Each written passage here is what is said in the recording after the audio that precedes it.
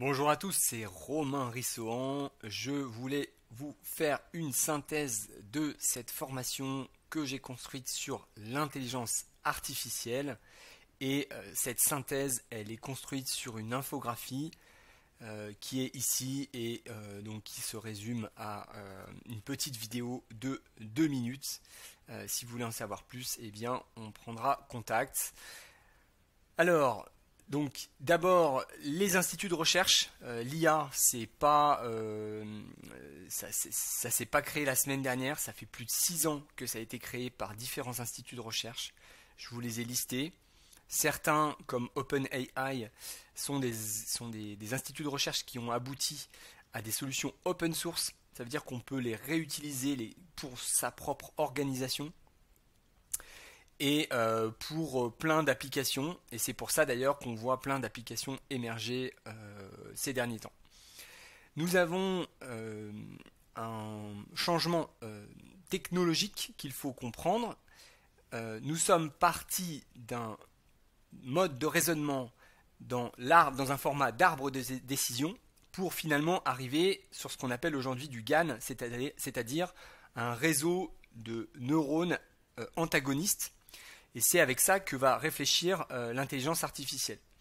Donc on a des algorithmes qui raisonnent encore avec les arbres décisionnels, on a des algorithmes qui raisonnent avec le GAN, donc le réseau de neurones antagonistes, mais il y a également des technologies hybrides.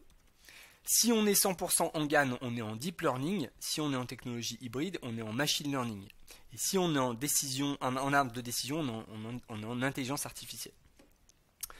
Les modes d'apprentissage sont dits supervisés, non supervisés ou de renforcement. Pour comprendre ces technos et pour pouvoir être à jour sur ces technos qui bougent tout le temps, on a besoin de se mettre en veille. Donc pour se mettre en veille, moi je vous propose, on va dire, une solution assez simple. C'est tout simplement de vous abonner à certains comptes Instagram ou Facebook ou TikTok ou LinkedIn, ou alors d'intégrer des serveurs, des channels Slack ou Discord sur la base des comptes que je vous ai listés là ou des mots-clés que je vous ai mis là. Concernant les bénéfices de l'IA, on a 3 grands bénéfices: la productivité, la créativité et les droits d'usage. La productivité, c'est que bien évidemment vous allez gagner du temps grâce à l'IA. Par les jeux d'interaction que vous allez avoir avec l'IA, vous allez augmenter votre potentiel de créativité. Vous allez savoir exactement où vous allez, puisque vous avez un retour avec une interface. Et puis, tout ce qui est produit avec l'IA, ce qui est génial, c'est que vous avez le droit de l'utiliser à l'infini. Donc, si vous faites appel à, par exemple, un photographe, bon, je m'en excuse pour les photographes que j'apprécie, eh bien, un photographe qui prend une photo, qui vous la donne, vous devez respecter ses droits parce que c'est lui qui a produit l'image.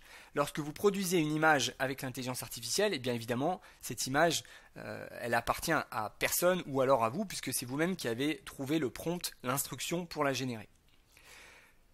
On a un autre phénomène, un autre sujet qui est le mindset, l'état d'esprit des hommes par rapport à l'IA. Donc, première étape, on a peur, on refuse de voir la vérité en face. C'est un sujet important, disruptif. Deuxième étape, on regrette. On commence à constater que certains de nos confrères ont un usage fort de l'IA.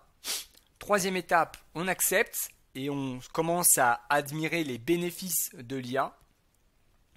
Quatrième et dernière étape, on apprend et on optimise l'usage de l'IA parce qu'on a fait le pas et enfin on y rentre dedans. Et puis, eh bien, ça recommencera, le cycle recommencera puisque une nouvelle technologie relative à l'IA apparaîtra et vous recommencerez à ce moment-là dans cette phase de déni. Ce sera pénible, mais ce sera comme ça. 3 grands types de positionnement. Le positionnement des stratèges d'entreprise, des managers et des travailleurs. Quand on est stratège, on va intégrer la culture IA dans son entreprise, on va l'intégrer dans son entreprise et on va développer l'IA pour son entreprise.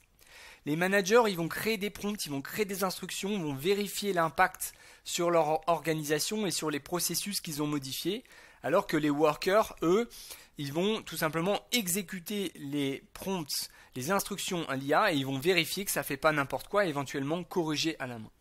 Je vous ai mis juste en dessous des modèles de prompt à respecter pour le texte, pour l'image et des outils d'IA. Bon courage, à bientôt.